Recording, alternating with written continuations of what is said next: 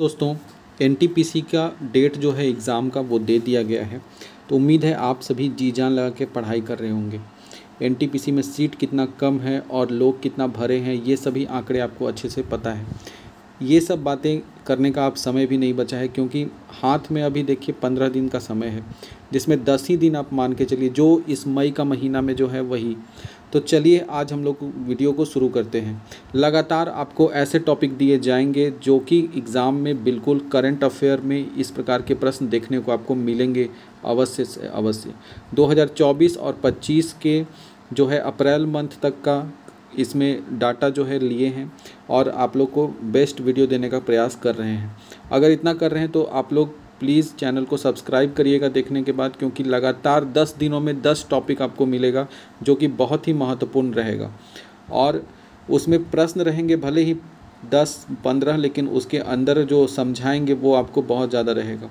तो चलिए सीधी बात, नो बकवास यानी बिना बकवास किए अपना वीडियो शुरू करते हैं। पहला सवाल है, छठा बिम्स्टेक शिखर सम्मेलन का आयोजन कहाँ हुआ?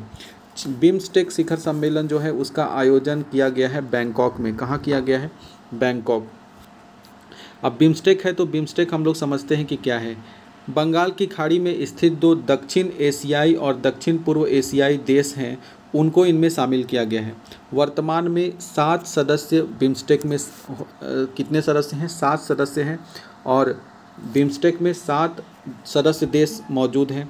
और इसकी स्थापना 1997 में किया गया था। कब किया गया था? 97। तो यहाँ से भी 7 याद रखिए, 97 में किया गया था और 7 देश इसमें शामिल हैं। कौन कौन है शामिल? तो बांग्लादेश, भूटान, भारत, म्यांमार, नेपाल, श्रीलंका, थाईलैंड, ये 7 देश इसमें हैं। इसका मुख्यालय कहाँ है? तो बांग्लादेश के ढाका में इसका मुख्यालय है। कहाँ है? बांग्लादेश के ढाका में। और इसका आयोजन 3 और 4 अप्रैल 2025 को बैंकॉक में हुआ है। छठा बिम्स्टेक शिखर सम्मेलन जो है वो बैंकॉक में हुआ है। कब? 3 और 4 अप्रैल 2025 को। वर्तमान में 7 देश है। स्थापना 1997 में हुआ। मुख्यालय ढाका है। और अगर छठा बिम्स्टेक तो समझ गए, अगर 5वां बिम्स्टेक पूछेगा कि कब हुआ, कहाँ हुआ था, तो 5वां बिम्स्टेक जो है वो कोलंबो में आयोजित किया गया था। तो आई होप कि इससे संबंधित सारे प्रश्न जो हैं वो आपके कंप्लीट हो गए। अब एक थीम पूछ लिया जाता है कि इस बार का थीम क्या था। तो इस बार जो थीम था वो समृद्ध, लचीला और खुला। बिम्स्टेक समृद्ध, लचीला, खुला इस बार का थीम था। तो चलिए अब अगले प्रश्न की तरफ चलते हैं। गणतंत्र दिवस 2025 की थीम क्या थी? गणतंत्र दिवस जो है 76वां गणतंत्र दिवस, उसकी थीम क्या थी इस बार? स्वर्णिम भारत, विरासत और विकास। क्या थीम रखा गया था? स्वर्णिम भारत, विरासत और विकास। 76वां गणतंत्र दिवस जो है इस बार हम लोग गणतंत्र के अपने 76वें साल पे प्रवेश कर चुके हैं, ठीक है। और इसके जो मुख्य अतिथि थे 2025 में, मुख्य अतिथि जो थे वो इंडोनेशिया के राष्ट्रपति आए थे। कौन आए थे? प्रबोवो सुबियांतो नाम के जो इंडोनेशिया के राष्ट्रपति हैं उनका नाम है प्रबोवो सुबियांतो, वही हैं। थीम रखा गया था स्वर्णिम भारत, विरासत और विकास। गणतंत्र दिवस के मौके पर हम लोग जानते हैं झांकी निकलता है। तो झांकी जो निकला उसमें जो प्रसिद्ध, जो मेन झांकी जो जिसको पुरस्कार मिला, तो वो यूपी की झांकी को प्रथम स्थान मिला है। किसको मिला है? तो यूपी की झांकी को, ठीक है। ये 2025 के गणतंत्र दिवस का। अगर पूछ लिया जाएगा 2024 में मुख्य अतिथि कौन थे, तो वो फ्रांस के राष्ट्रपति इमैनुअल मैक्रोन जो थे वो आए थे 2024 में। और 25 में इंडोनेशिया के राष्ट्रपति आए हैं, उनका नाम है प्रबोवो सुबियांतो। थीम है इस बार का स्वर्णिम भारत, विरासत और विकास, ठीक है। चलते हैं अब अगले प्रश्न की तरफ। अगला प्रश्न है कि 76वें गणतंत्र दिवस 2025 में मुख्य अतिथि के रूप में कौन थे? तो अभी बताया कि प्रबोवो सुबियांतो थे। नेक्स्ट प्रश्न पे चलते हैं। बेंगलुरु के किस प्रोफेसर के नाम पर एक क्षुद्र ग्रह जो है उसका नाम रखा गया है? तो क्षुद्र ग्रह का नाम रखा गया है बेंगलुरु के किस प्रोफेसर के नाम पर? तो बेंगलुरु के जो प्रोफेसर हैं उनका नाम है जयंत मूर्ति। क्या नाम है? जयंत मूर्ति। अब इसके बारे में डिटेल से एक प्रश्न समझने का प्रयास करते हैं। 18 मार्च 2024 को ये नामकरण किया गया। कि क्षुद्र ग्रह जो है वो उनका जयंत मूर्ति के नाम पर रखा जाएगा। कब किया गया है? तो 18 मार्च 2024 को किया गया है। ये नाम दिया किसने? तो अंतर्राष्ट्रीय खगोलीय संघ जो IAU है, IAU, अब इसका फुल फॉर्म नहीं बताएंगे, इसे आप देखने का प्रयास कीजिए जिससे आपको पता चले कि इसका मुख्यालय कहाँ है, ये सब है। तो आप भी थोड़ा मेहनत करेंगे तो आपके लिए फ़ायदेमंद होगा। अंतर्राष्ट्रीय खगोलीय संघ इसे कहा जाता है और इसी के द्वारा इन्हें दिया गया है सम्मान, जिनमें जयंत मूर्ति का नाम जो है एक क्षुद्र ग्रह का नाम रखा गया है।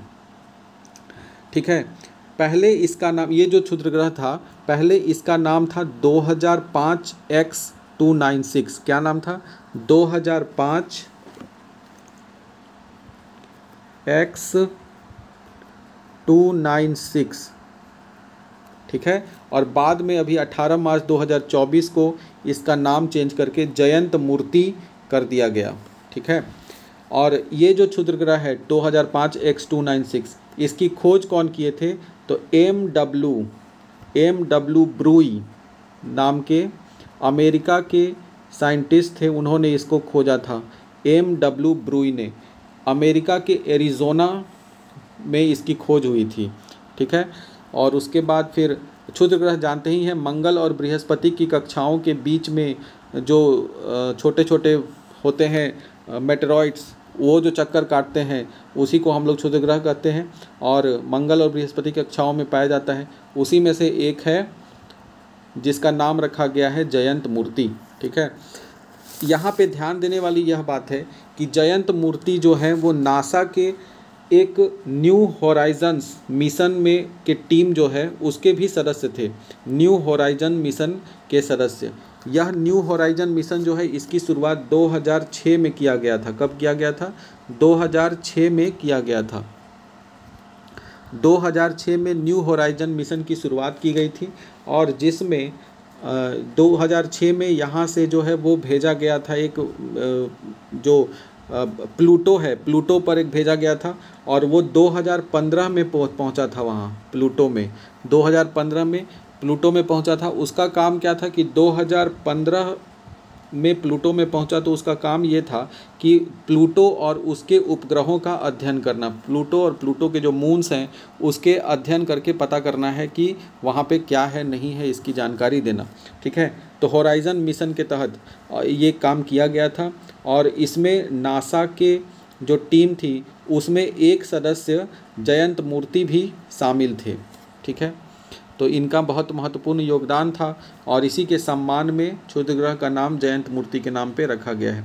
अगले प्रश्न पे चलते हैं कि भारत का पहला खगोल पर्यटन अभियान नक्षत्र सभा किस राज्य ने लॉन्च किया है? तो भारत का पहला खगोल पर्यटन अभियान जो है नक्षत्र सभा, क्या नाम है? नक्षत्र सभा, उत्तराखंड पर्यटन मंत्रालय के द्वारा ये लॉन्च किया गया है। किसके द्वारा? उत्तराखंड पर्यटन के द्वारा लॉन्च किया गया है। इसमें उत्तराखंड पर्यटन विभाग जो है, उत्तराखंड पर्यटन विकास बोर्ड, इसके और एक इसका सहयोगी है जिसका नाम है वैश्विक स्टार गेजिंग कंपनी। ठीक है, दोनों आपस में मिल करके उत्तराखंड पर्यटन बोर्ड और वैश्विक स्टार गेजिंग कंपनी, जिसका नाम है स्टार कैप्स। क्या नाम है? Star caps. स्टार कैप्स दोनों आपस, उत्तराखंड पर्यटन विकास बोर्ड और स्टार कैप्स के आपसी सहयोग से यह आयोजन किया गया है। इसका जो किया गया है इस वर्ष, इसका जो आयोजन सबसे पहले किया गया था वह किया गया था 18 जून को। कब किया गया था? 18 जून 2022 में किया गया था। पहला आयोजन जो है वो नक्षत्र सभा का 18 जून 2022 में हुआ था, और उसके बाद ये कहाँ हुआ था? तो उत्तराखंड के पिथौरागढ़ जिला में हुआ था। पहली बार इसका आयोजन उत्तराखंड के पिथौरागढ़ जिला में हुआ था। कहाँ हुआ था? पिथौरागढ़, उत्तराखंड के पिथौरागढ़ जिला में हुआ था। और इसके बाद कई जो उत्तराखंड के कई स्थान हैं जहाँ पे इसका आयोजन किया गया। ठीक है, तो नक्षत्र सभा का उद्घाटन उत्तराखंड में किया जाता है। अगले क्वेश्चन की तरफ हम लोग चलते हैं। राजाजी रघाटी बायोस्फीयर भारत के किस राज्य में स्थापित होने वाला पहला निजी बायोस्फीयर है? राजाजी रघाटी जो है वह भी उत्तराखंड जिले में स्थापित हुआ है और ये पहला निजी बायोस्फीयर है। इसके बारे में हम लोग समझते हैं। उत्तराखंड के हरिद्वार जिले में यह स्थित है। राजाजी नेशनल पार्क जो है उसी के नज़दीक इसको बनाया गया है। राजाजी रघाटी, याद रखना है, रघाटी बायोस्फीयर उत्तराखंड के राजस्थान जिले में स्थित है। उत्तराखंड के हरिद्वार जिले में यह स्थित है। क्या? राजाजी रघाटी। और शिवालिक पहाड़ियों की तलहटी में यह स्थित है।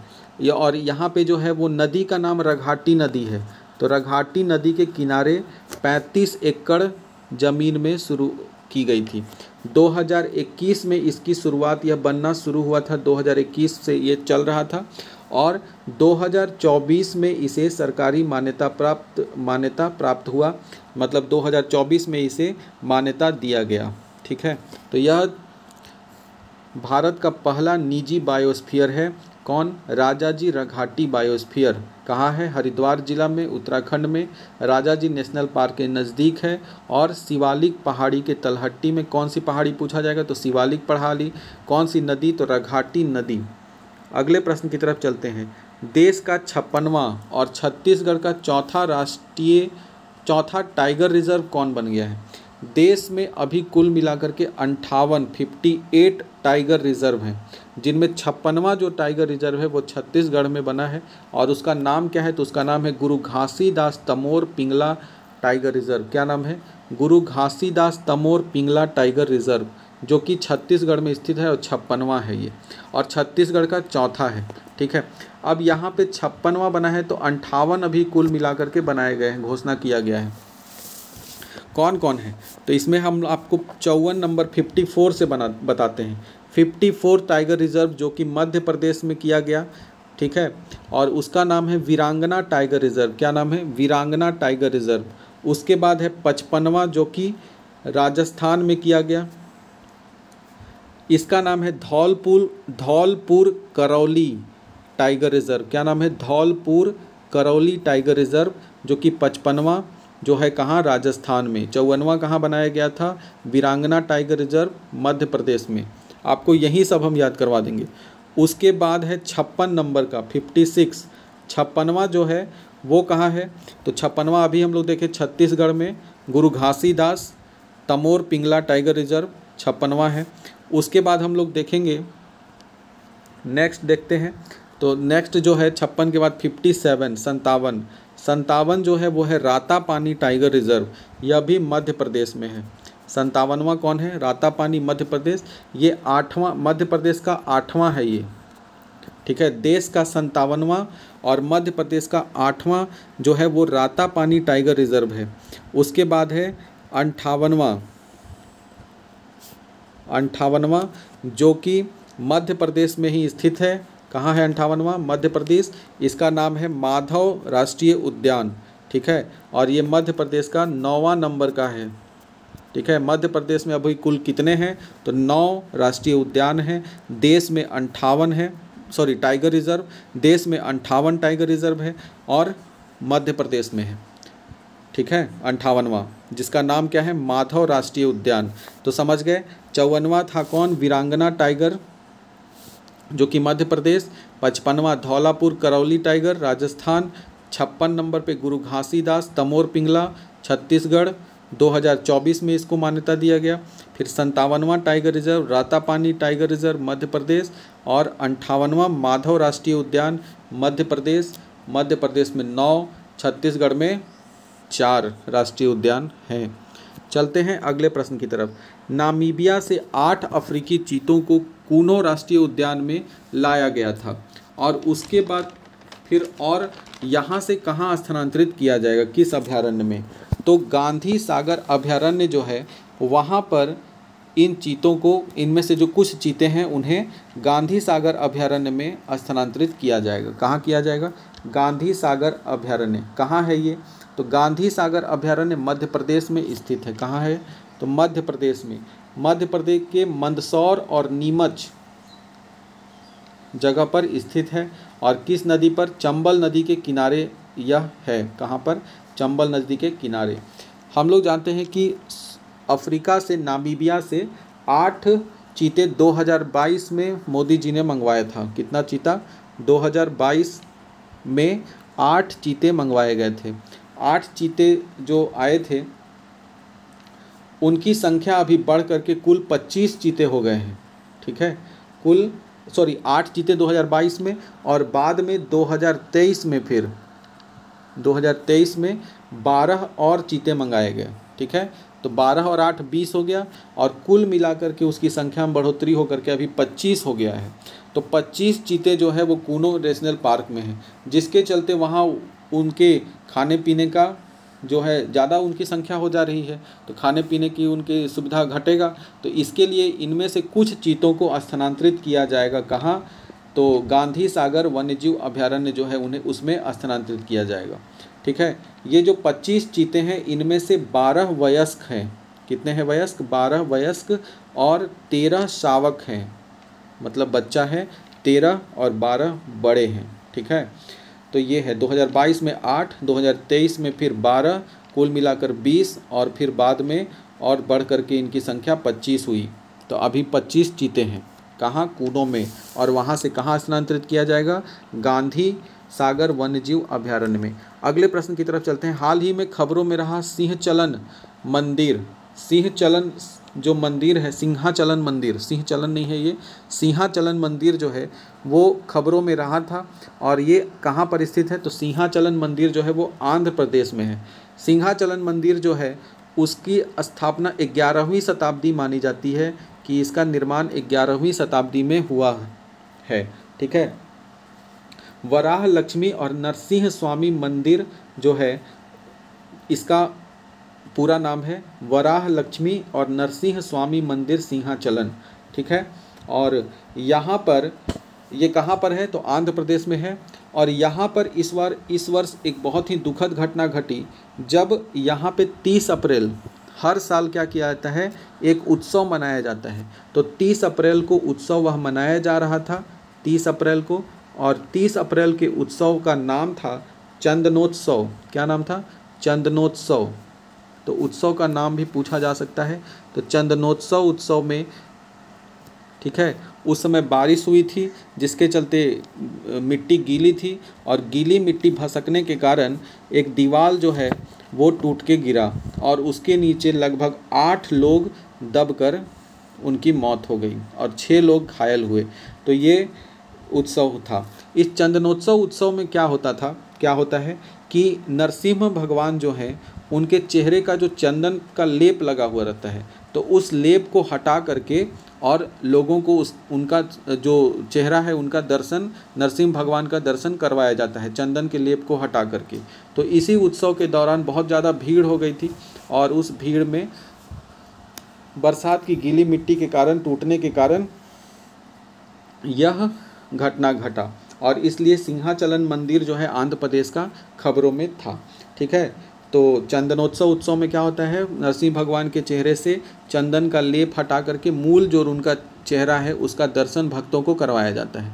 अगले प्रश्न की तरफ चलते हैं कि प्राणहिता वन्यजीव अभयारण्य कहाँ स्थित है? प्राणहिता वन्यजीव अभयारण्य कहाँ है?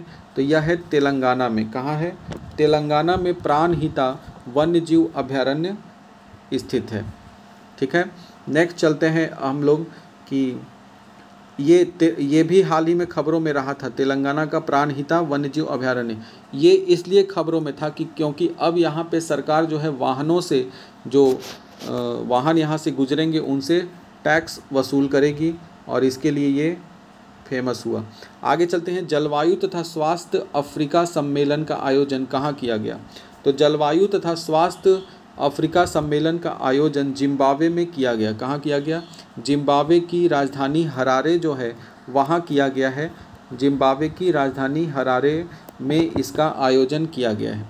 अगले प्रश्न की तरफ चलते हैं कि वन पारिस्थितिकी तंत्र को हरित सकल घरेलू उत्पाद से जोड़ने वाला पहला राज्य कौन बन गया है? तो वन पारिस्थितिकी तंत्र को हरित सकल घरेलू उत्पाद से जोड़ने वाला पहला राज्य बन गया है छत्तीसगढ़। कौन बना है? छत्तीसगढ़ बन गया है। नेक्स्ट प्रश्न पे चलते हैं कि यूनेस्को ने भारत के किन 2 शहरों को वेटलैंड सिटी के रूप में मान्यता दी है। तो किसको दिया है? इंदौर और उदयपुर। इसमें उदयपुर जो है भारत का पहला शहर है जो कि यूनेस्को के वेटलैंड सिटी के रूप में मान्यता प्राप्त मिलने वाला पहला शहर कौन है पूछा जाएगा तो बोलेंगे उदयपुर है। ठीक है। कुल विश्व के 31 शहरों को वेटलैंड शहर के रूप में मान्यता दिया गया है, जिसमें 2 भारत के हैं, इंदौर और उदयपुर। वेटलैंड शहर जानते ही, वेटलैंड सिटी जानते ही होंगे। वेटलैंड मतलब ऐसा स्थान जो कि जहाँ पे पानी की सुविधा बहुत ज़्यादा रहती है, मिट्टी गीली रहती है, मिट्टी में ऑक्सीजन की कमी है, ऐसे गीले स्थान वाले जो है उसको हम लोग वेटलैंड कहते हैं, जहाँ पे मछलियाँ या फिर जो साइबेरियन क्रेन ये सब वहाँ पर आते हैं, रहते हैं। ठीक है। तो उनके लिए यह बहुत ही अच्छा निवास स्थान माना जाता है वेटलैंड को। तो इस प्रकार भारत के 2 शहर हैं, इंदौर और उदयपुर, जिनमें इनको शामिल किया गया है।